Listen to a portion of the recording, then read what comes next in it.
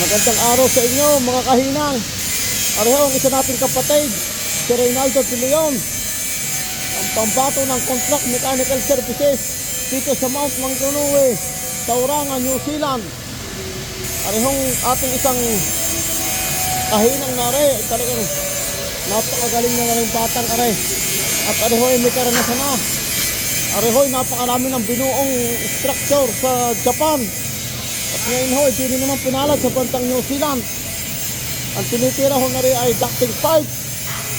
Siya ho ang nagbuo na rin, ay siya rin ang hihinang. Tingnan nyo naman kung gano'ng kagaling ang preparasyon, ang pagkakatintig ng pipe. Yan ho, binanata na, mga kahinang. Dinali na ho ni Mr. Reynaldo. Ano ho ang pinakamagaling namin maghihinang dinis sa kumpanya namin, si Mr. Reynaldo De Leon.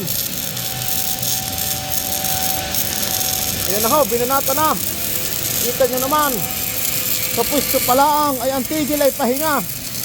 Sa pagkakapwesto niya, ang tigil na lang ay pahinga. Napagaling mo kahinang, ikaw na.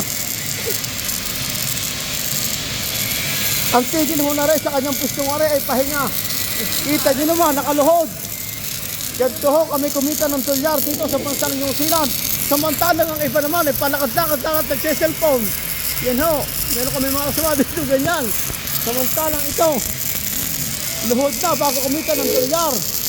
Bago sasabihin sa Pilipinas, pag hindi nakahiram ng pera, pag walang pasalubong, yumabang na no, makarating sa bansang New Zealand. Hindi naman nila alam kung gaano kalaki ang gastusin dito. Lalo sa panahon ngayon na may recession ang bansang New Zealand. 30 hours lang kami. Babawasin pantak, babawasin ang tolls, babawasin ang upa sa bahay, babawasin ang pagkain, babawasin ang hulog sa sasakyan, may insurance pa sa sasakyan, may insurance pa ang tao, meron pa rin binabayad ang internet, may gasolina, ano pa ang matitira sa 30 hours. Kita nyo naman mga kasama, mga kahinang, ang tigil ay pahinga. Kung gano'ng kahaba, isang diretsuhan lamang yan, halos ay umabot ng 2 tipa. Kita nyo naman, napakagaling ni Mr. Reynaldo De Leon. Napakagaling ho na yan, siya ang bumuo na yan.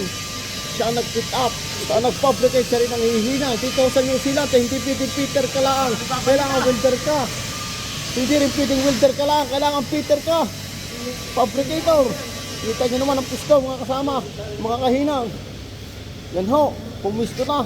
Kita nyo naman, sa kayo nakita ng kahinang na sinusukot na kung saan titigil.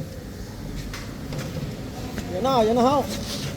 Kita nyo naman yan mga kahinang, napakagaling. Napakagaling. Matagal pero quality. Quality ang gawa. Merong mabilis pero wala namang quality. Ito ho talagang mabilis na, may quality pa. Magandang lalaki pa kahinang. Ito naman para sa pamilya. Kita nyo naman ho kung anong laki yung diameter na yan. 4 na beses lang niyang papadaanan ng hinang yan. 4 na tigilan lang ng MIG weld holder mga kahinang. Tingnan naman, sinukat na, saan na kayo nakita niyan? Tingnan nyo mga kahinang, napakagaling yan, ating samahan yan. Kita nyo naman ang mga kalawan na kamay. Kita nyo naman, kita nyo naman mga kahinang. Ganyan ang sikreto sa magaling na hinang.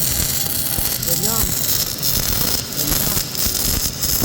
Ganyan lang sa tiktok ng makina. Kung gaano kagaling. Kung gaano professional ang dapat sa Japan.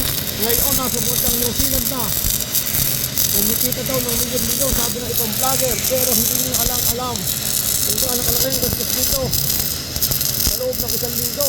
Linggo-linggo ang bayad dito ng mga upa sa bahay, sa sasakyan, sa pagkain, sa gasolina, sa insurance, linggo-linggo ho yan. Kaya sasabihin ng malamang ka na pag nasa bansang New Zealand, nagkakamali ho kayo. Hindi ho totoo yan.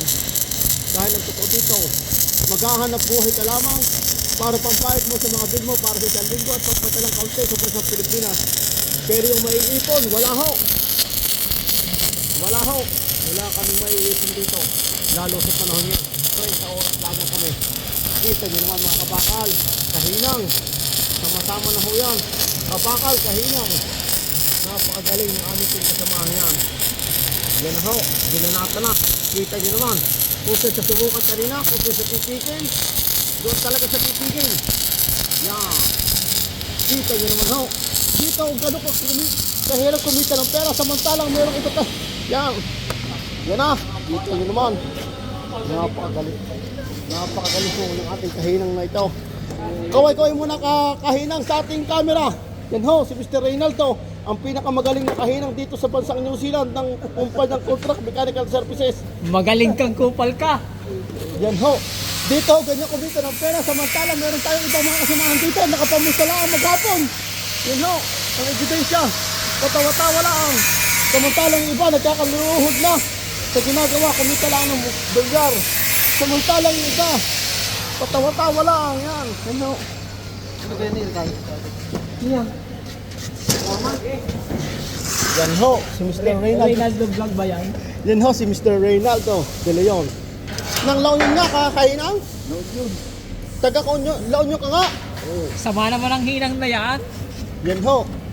Yan ho, sinukat na naman kung sa titigil. Dapat ka mo. Yan ho, yan.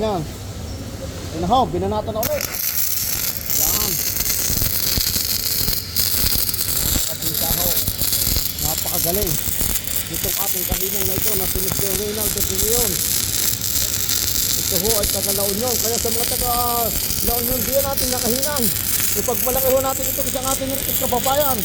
Kaporbinsya natin sa La Union.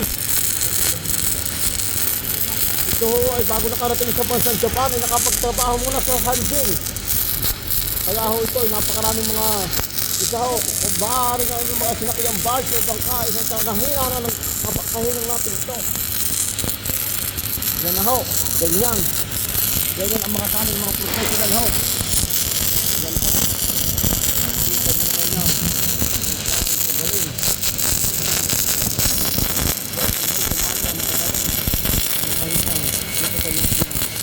Dito sa bansang New Zealand, ito ang paborito, ito ang hihinang. Ito ang hihinang, ito ang magpapaborito. Ganyan mo ko dito, multiple sa dito.